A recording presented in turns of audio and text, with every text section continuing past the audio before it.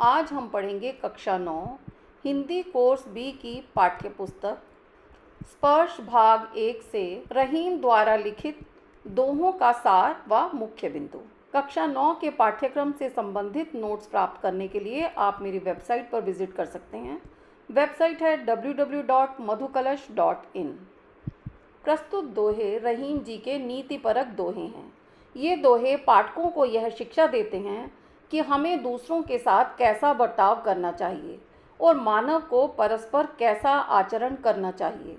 इन्हें पढ़कर हमें इन्हें अपने जीवन में उतारने की कोशिश करनी चाहिए।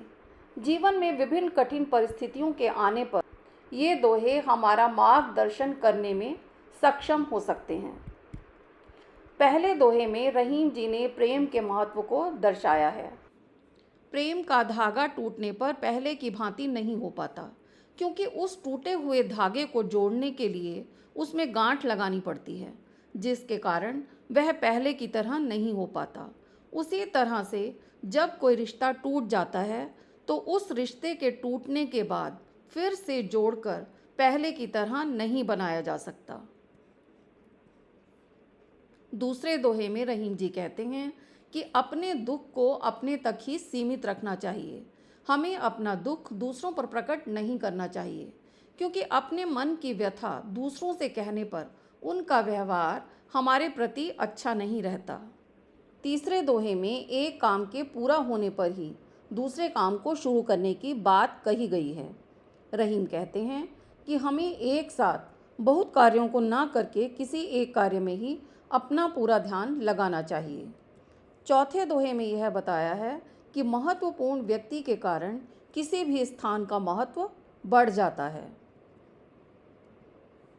पांचवें दोहे में रहीम ने इस बात का खंडन किया है कि छोटा आकार महत्वहीन है।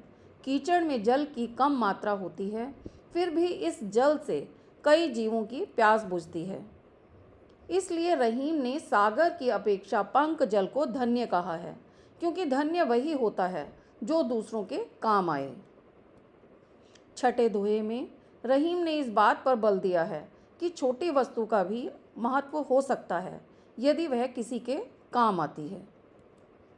सातवें दोहे में रहीम ने बताया है कि एक पशु भी मनुष्य से अच्छा हो सकता है, क्योंकि वह प्रसन्न होने पर अपना सब कुछ देने के लिए तैयार हो जाता है। आठवें दोहे में रहीम जी कहते हैं कि किसी बात के बिगड़ जाने पर उसे पहले जैसी स्थिति में लाना असंभव है। नौवें दोहे में रहीम जी ने बताया है कि छोटी से छोटी वस्तु का भी अपना महत्व है।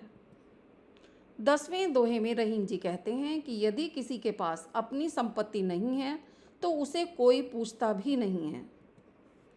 अंतिम दोहे में रहीम जी ने अलग अलग संदर्भों में पानी के महत्व को दर्शाते हुए बताया है कि मोती मानुष चूर्ण के संदर्भ में पानी का अत्यधिक महत्व है।